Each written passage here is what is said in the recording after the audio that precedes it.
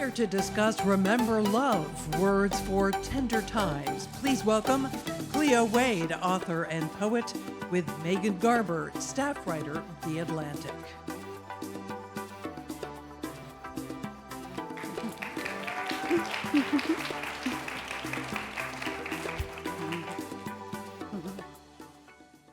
Hi, everyone. And hi, Cleo, thank you for being here. Thank you for having for this me. conversation. Yeah. So we don't have very much time, so I'm just going to get right into my questions, if you don't mind. I wanted to start broadly with the title of the book itself, and especially the subtitle of the book, Words for Tender Times. And tender, I think, is such a good word. It's so powerful, it's so resonant, I think especially right now, when so many people are sort of negotiating the double valence of that word. You have on the one hand softness and empathy, I think, is implied in that word, and community in some ways. And then on the other hand, you have ache and you have wound and you have the openness to even more wound. And I think that's such a resonant idea in the book and in the poems as well. And I wonder if you could just talk a little bit about that, the sort of tension between, I guess, the soft places and the hard ones. Well, so much of my work is informed by my friendships, especially with the women in my life. And so when I was writing Remember Love, I had a friend staying with me from New Orleans, Devana, and she was going through a tough time, and she was on the phone with another friend. And I don't know why, because I was in the middle of writing, so I actually don't know why she was in the room on the phone, like pacing behind me, but she was. And I heard our mutual friend say to her, you know, as she was kind of tearfully expressing what she was going through, and she said, just remember we're living in tender times. And that so deeply impacted me because we are. And it's not just about our tender lives, it's about this tender time.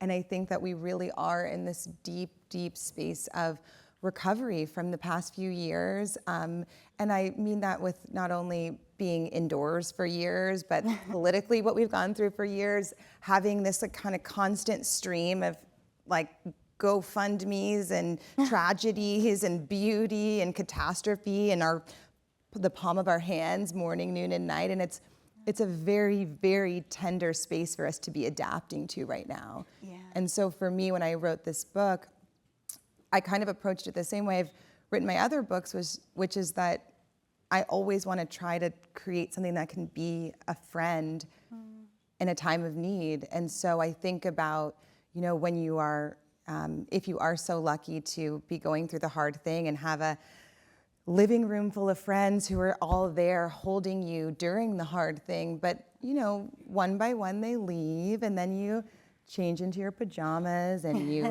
kind of get in bed and it's just you. And we all know what it feels like to have that one book that felt like it was just there for you, and you could turn to it and you could go to it over and over again because it was kind of there to be there for you, not necessarily to distract you, but to hold you. And so for me, it's, I think, in that most alone feeling where we are feeling our most tender, especially in the current circumstances of our world, I wanted to create a helping hand or a hug, or if you will, for that. It really does have the feeling of a hug. It really does. And I wonder, along those lines, you talk a bit about being a friend to yourself. Yeah. And I think that idea is so powerful and something that we're not always encouraged to do. I wonder if you could talk a little bit about that as well. Well, we're mean to ourselves. Yeah. You know? Yeah. Like, no one is meaner to you than yourself. No one is more embarrassed by you. No one is like over criticizing you more or telling you look bad or good or whatever it is. And so I think if we can really achieve kindness towards ourselves, at the very least, you know, maybe it takes you your whole life to become your own friend, and that's a relationship worth trying to have. But I think at the very least, self-kindness when you are struggling or going through a hard time is, I think, critical. It's critical to being able to find okayness when you don't feel okay. It's critical to knowing how to bring the right people around you when you're not feeling okay. And so that kind of fundamental, kind thought about yourself, or, way to kind of I think combat negativity within, I think is important. Yeah. And how do you, for yourself, how do you encourage yourself to find the kindness? Because I know it can be so hard to sort of silence the negativity and be a friend to yourself in the way that you deserve. How do you go about that? You know, I think anything else just doesn't feel like a good idea. Yeah. I mean, it feels Yeah. practical. I mean, it Yeah. feels like the most kind of obvious, practical way to be kind to to do something good for yourself is to say, like, you know what, I could choose the nice thought. I was not, and I cannot be in control of everything I think, but I can often choose the next thought. Yeah. So I can Oh, think yeah. that, I can think I did a bad job, but I can say, the next thought can be, well, you know, I did learn from probably saying the wrong thing or wishing I would have done better, and I can observe that, and I can give myself love in that moment. And I think for me, even when I wrote this book, and this was the first thing I'd ever written where I had the title before I'd written the book, because I was kind of at the height of my postpartum depression with my first kid, I think, and I'm having this moment where I don't know if any of you have struggled with postpartum depression or depression of any kind, but you know, you start to do the things that you're so sure just the right thing to do for yourself.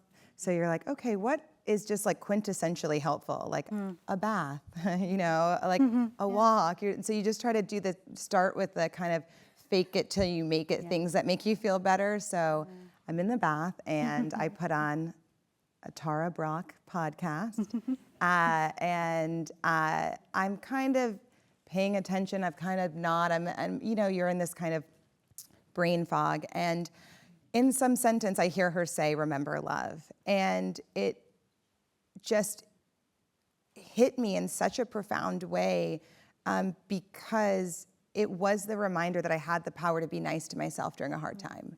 Like, could I just remember to just be loving towards myself? Could I remember love in my next thought to myself? Could I remember love in how I planned my day the next day? And instead of, you know, feeling bad about myself because I didn't have the efficiency I thought I could have, or I couldn't get the work done the way I thought I could, or I couldn't be there for others in my life the way I could, instead of being cruel to myself because I was struggling, I remembered love. And I, you know, remembered love and how I approached every way I treated myself. And then I kind of started to, I remember I took it and I wrote it on a Post-it note.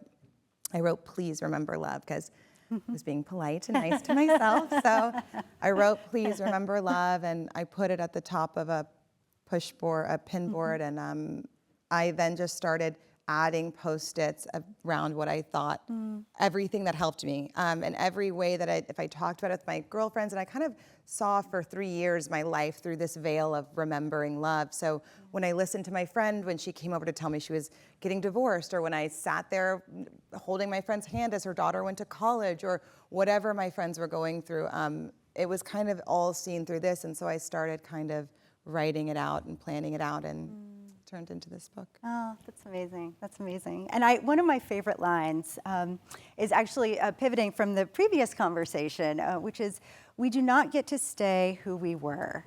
I love that idea, and I wonder if you could talk a little bit about that, about sort of, I think a lot of people can relate to the idea of the person who you were holding back, the person who you are, the person who you want to be, and I think that's such a resonant idea in the book. Well, we get lost over and over and over again, and every time you re-find yourself, you're new. Yeah. And there's this one page, and I think there's 6 words on the page of the book, and it says, and the title of the poem is "It's Simple," and it says, "It's simple. Every time you change, you get to know yourself again." And it is, you know, we don't get to stay the same. Life is changing us. You know, my best friend's father passed away in the middle of the night last night, and she is going to be a completely different person forever. And she doesn't get to stay the same. Yeah. So it's a simple and tough and tender truth. And I think, you know, and something I love so much about Cheryl is that her starting place is always with honesty, because, you know, you can't heal the right thing if you're not honest about what's happening. And so for me, especially with this book, it was about talking about the honest thing so we could start healing the thing we need to heal and the thing that we need help with. And sometimes it's just time. I was just saying to someone, I was like, you can't hack heartbreak. And in this culture where like everything online is telling us 3 ways to do this and 3 ways for healthy self-esteem and 4 ways to do this and this, if you just do these 10 things, and you're like, no, you need time. You can't hack everything. Yeah. And you need time, and you need kind words, and you need comfort, and you need poetry, and you need art, and you need your favorite writers to talk in front of you and help you through. And that is actually the help that is helpful, the helping hand that kind of will hold you up. Yeah. Oh, I love that. And relatedly, you mentioned in the book, people have different times, different timelines, and that's something that I think a lot of us don't often respect, because you said before, efficiency, that's such an ethic in our culture. And I think it's so kind to remember that everyone has their different timelines and to not put each other on the same one. Yeah, I mean, I think we live in this kind of hustle and grind, and even like the word grind is so like, you just think about yourself turning to dust, and why? And so I think, when we sit there and we put our lives on anyone else's timeline or in anyone else's way, it's so funny because I was talking to someone on the street last night, and she was saying that when the last time I was in DC, I was doing a tour with my friends, and I always bring my girlfriends on tour with me. And I was in conversation, and she was saying that, an idea that I spoke about was that I only work with my friends. I don't believe in the kind of idea that, never work with your friends. I actually only want to work with my friends. But that's also because, for me, I don't think about how the world is working and then try to work with the world, because the world does not see individually who I am or what I've gone through. Only I know that, and the people that I create bonds and relationships with. So this idea that we are, deciding that we are always running a race and never taking a walk and always competing and never holding a hand is I think a culture that I feel really happy that most people are trying to turn their backs to, so that they can get more near to the people that are going to love and hold them back. Yeah. But the standards of the world are not going to hold you close, and they're not going to love you. They don't love you. Right. Yeah, that's true. That's the opposite in a lot of ways. Yeah. And a related idea is the power, I think, of vulnerability. So often, I think the world does say vulnerability is weakness. Vulnerability is something that you shouldn't express, certainly, let alone feel. And so much of the book, I think, is a counter to that. And I wonder if you could just talk a little bit about the power of vulnerability. Well, it's really funny because Cheryl over here, so Cheryl and I are dear friends, and so I'm talking to her kind of right before this book goes to print. And let me tell you something. Self-care, tough word. Vulnerability, tough word. Shame, tough word. What do these words mean at this point? Yeah. They are so overused by so many people in so many different spaces, and you're like, what even is that? Yep.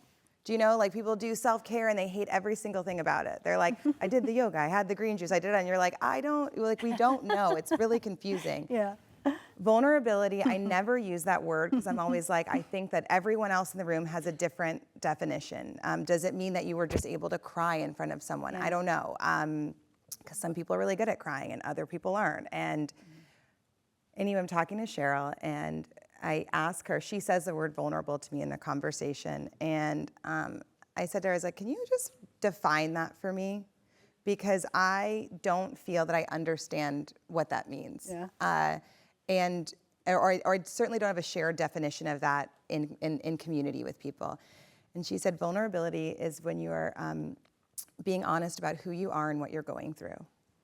And it impacted me so deeply that I pull my book from the press, I take 2 pages out, I write about that definition in this book, and I put the book back on, I send the book back to the printers. It is because this idea that, especially in a world that is so deeply performative, online, in real life, and you talked about that too, Cheryl. She said, because I said, do you think just like the internet has made the world so performative that nothing and no one feels real anymore. And she goes, well, I don't know, like, don't you think people are performative at a party too? Like, there's always the person that's kind of like posing.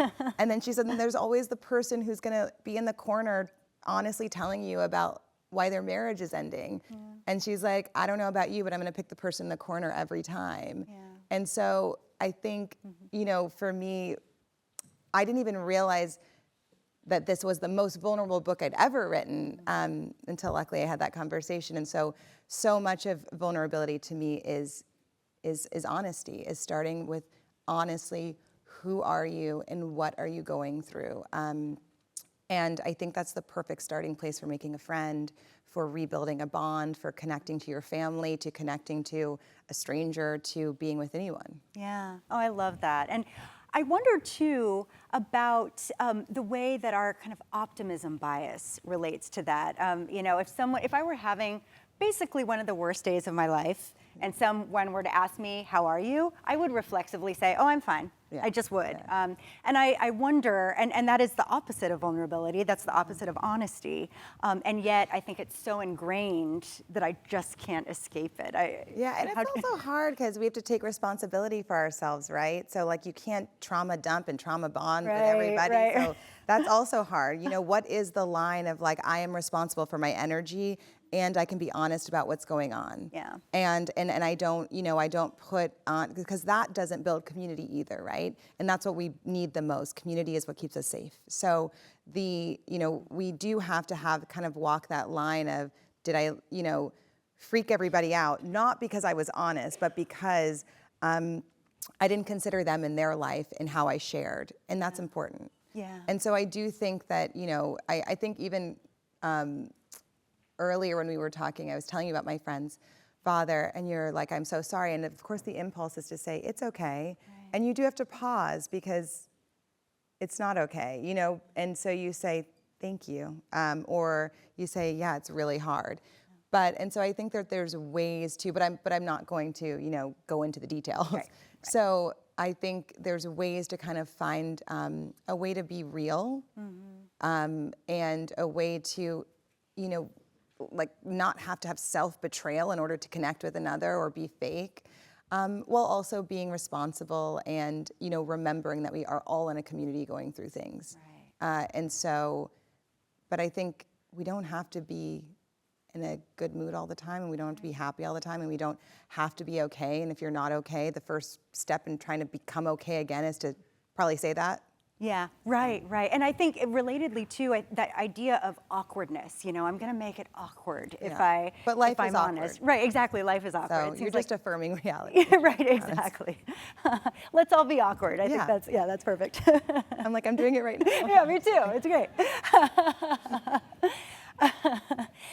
So one of my favorite words in the book is ease and easeful. Yeah. And I wonder if you could talk about how those words and the idea of ease was present for you as you were writing.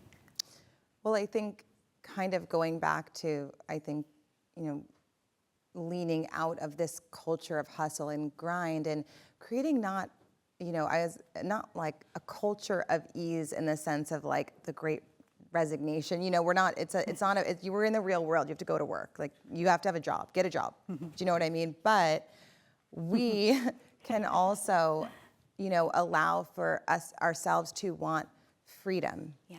And this idea that like everything and every way that we understand ourselves is not through some way in which we are productive. Yeah. To be able to be the being of human being and not only be these kind of chronic doers, right. Because there is really there's no rainbow and no pot at the end of that rainbow. Right. So, but I do think that if we orient towards ease, in ease we can find deeper connections with ourselves and those we love. Yeah. And so it's actually about saying, well, yes, of course I work and I take care of people and I take care of myself, but for what?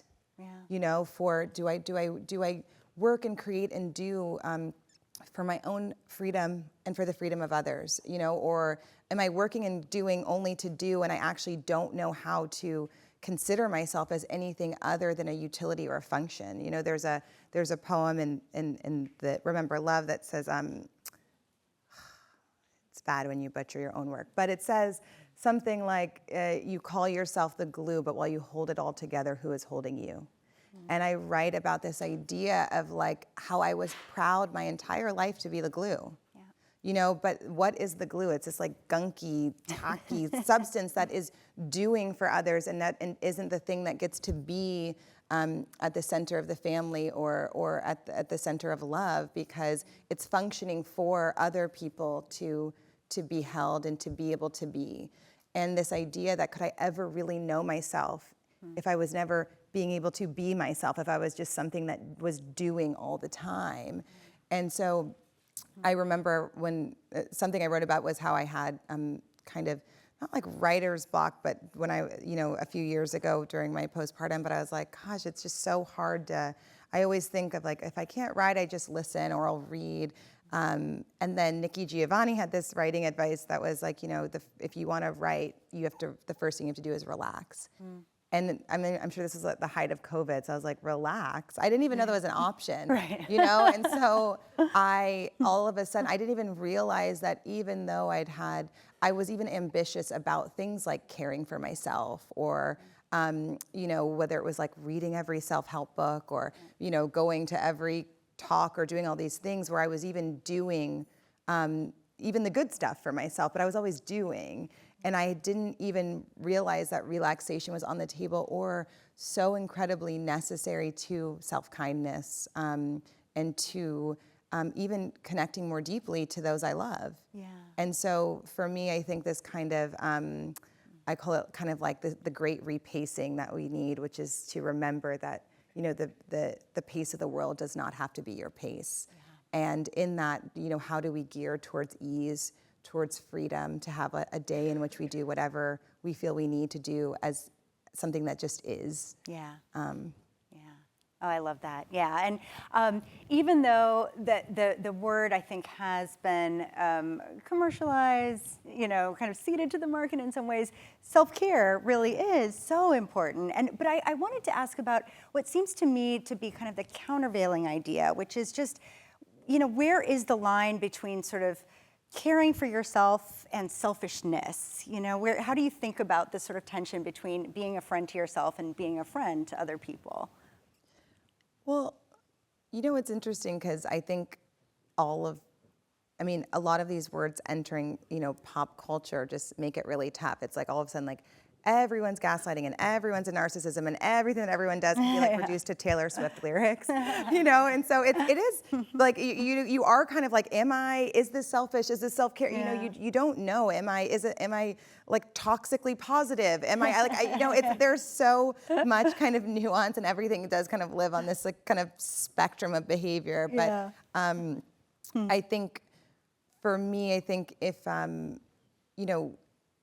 idea of putting, I guess, peace and generosity towards yourself, I think if that's at the center, kind of no matter what you're doing is okay. Yeah. So the thing is, like, sometimes you're being, you need to extend your own generosity to you. Yeah. And I think that we have to give ourselves permission to do that. And I think that when we exit the doer space and go to the being space, we do think that that's selfish, right? Because if you're a doer, you create an entire world around you in which everyone loves you for your doing, And so you might have I know I have had entire romantic relationships that only existed because I was the doer,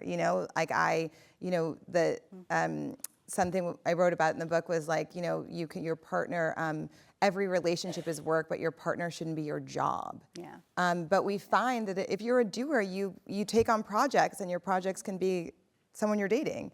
And so I think because of that, we have a lot of guilt to exit into this space of being or giving to ourselves, because the mirrors held up around us are almost kind of upset or insulted by us doing that. And so it's a very radical act to gift your own energy to yourself today. Yeah. Oh, I love that. And I think this will have to be the last question I ask, but I did want to return a little bit to the idea of social media, especially because, we see again and again that comparison to other people can be such a thief of joy. Yeah. And I wonder about, is there a way that you would suggest to the audience to maybe stop the comparison mindset, to stop, if there is a little bit of performativity, to the extent there might be in social media, is there a way that we can sort of get past that we might be able to transcend it? Asking for a friend.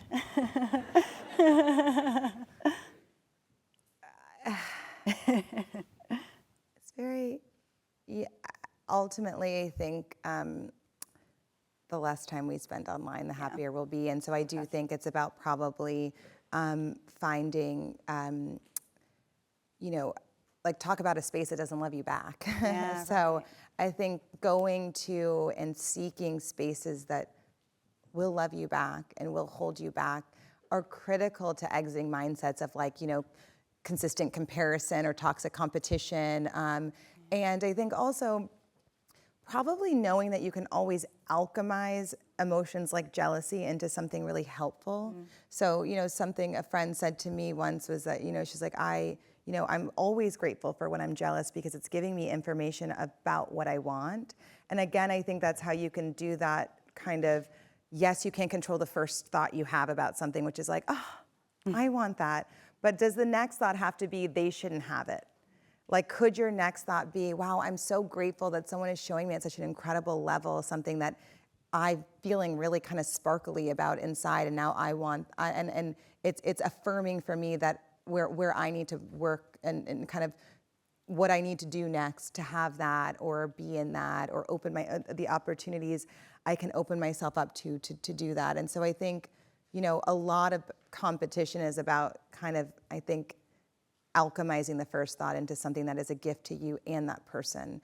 And I think to be happy for others is the greatest thing we can give to our world. I think it is the thing that kind of defines somebody who has great energy or like a great vibe or whatever. It is people who are happy for other people. And I think that's something everyone can do and everyone should do. I think it is the greatest act you can give to your community is just to say, I'm so happy you have what you have. And if you like it, I love it.